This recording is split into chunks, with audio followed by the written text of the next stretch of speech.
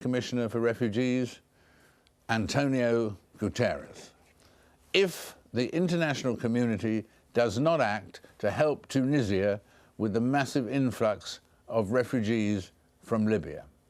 The majority of those crossing the border have been migrant workers from Egypt and Tunisia, but many other nationalities, including Bangladeshis, Vietnamese, and sub-Saharan Africans, are also represented. So can the UN Refugee Agency, the heart of all this, the Tunisian government and the NGOs keep up with the average, which was, at least until today, of 15,000 refugees a day pouring over the border?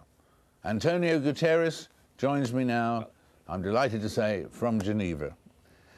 Antonio, we read in papers today that the numbers may have dropped yesterday in terms of the numbers flowing or trying to flow into Tunisia. Is that true, and how great is the problem today? Well, it's true, and the problem remains the same today. We had a massive influx until 2 days ago, as you rightly said, about 15,000 per day. And all of a sudden, yesterday, we had only 1,800 people. And today, also, the numbers are relatively small. The difference is that the Libyan side of the border, that was totally disorganized, became very well organized with a massive police and military presence in the border, on the way to the border. So we don't know exactly what's happening in Libya. We don't know if people are being refrained from crossing, if they are being detained somewhere on the way. The truth is that the numbers have indeed quite substantially decreased in these last 2 days. And so, in that situation, obviously it's easier, not easy, but easier for Tunisia to cope with the problem today or yesterday, but it may blow up again as it was a few days ago, or do you think that period of massive people attempting to flee from Libya, is that over? I don't think, unfortunately, it is over, because we know that there is a huge number, hundreds of thousands of people in the other side of the border that came from Egypt, from Bangladesh, from Vietnam, and from different African countries. The situation is now manageable. We still have more than 10,000 people, but now essentially from Asian countries, and we have started to fly to Bangladesh and to other destinations. But the truth is that we are afraid because we know that hundreds of thousands of Bangladeshis, other Asians, and especially Africans have not yet shown up.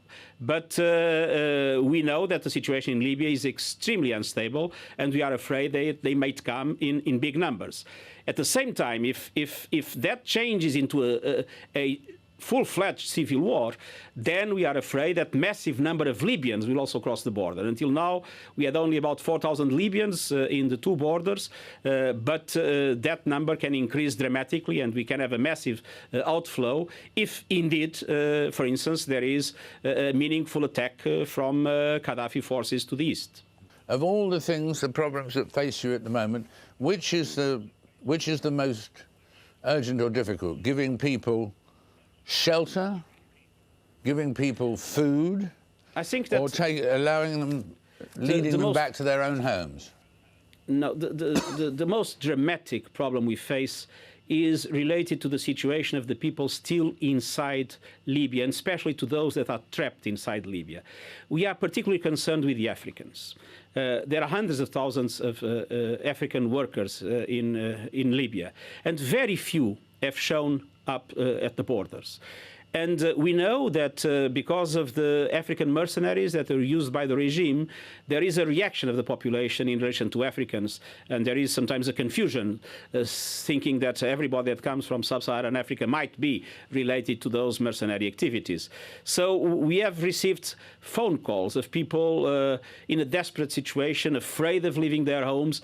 And it is the situation of these African communities inside Libya that now corresponds to our biggest concern. concern. We know that several thousand of them are in Benghazi waiting for a possible evacuation. They have not been accepted, or at least some of the nationalities have not been accepted in the boats that several countries have sent to Benghazi to rescue their own nationals. And we appeal for a generous attitude, both of the neighboring countries, of the international community as a whole, in relation to the Africans that, as I said, correspond to the most vulnerable part of the international community living in Libya. And so in this particular situation, you said a few days ago, but it's still true, is it, that thousands of lives are still at risk? I believe that thousands of lives, hundreds of thousands of lives are at risk. And I believe that of those lives, many cannot go back to their countries of origin. We are helping, as I said, tens of thousands of people to go back to Egypt, to Bangladesh, to Mali, to several other countries. But there are people from Somalia. It's not possible to send them back to Somalia. There are people from Eritrea that fled the regime. It's not possible to send back. There are Palestinians in Libya. It's absolutely essential, and I appeal both to the neighboring countries and also to the international community to open their doors and to be able to receive them. How long will this go on? When will we be talking about it in the past tense? In a year's time? 6 months? That is very difficult to say. Look at Côte d'Ivoire. You have two presidents in the same city for months, and the international community has not been able to solve this problem. Here it's much more complicated. The forces are much more relevant. The harms in the scenario are much more powerful. And the international community seems not to have the instruments to really stop the possible bloodshed that might occur. So indeed, we are very concerned, and we hope that the international community will be able to find a way to really stop this dramatic situation. Antonio Guterres, thank you very much indeed for being with us. It's a pleasure. Thank you very much indeed. And that, alas, is it for this programme. My thanks to all of our guests. Do join me again for the next Frost Over the World. Until then, goodbye for now, and thanks again to Antonio and all the guests.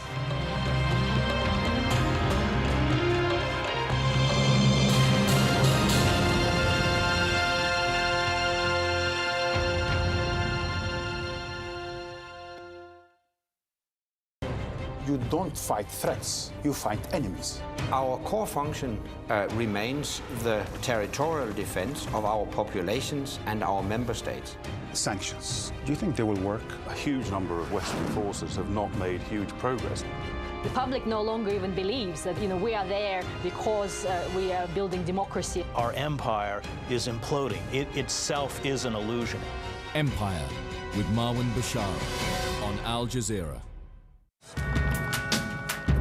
Leaders are remembered, be they loved or feared. Alone they are inscribed on the pages of history.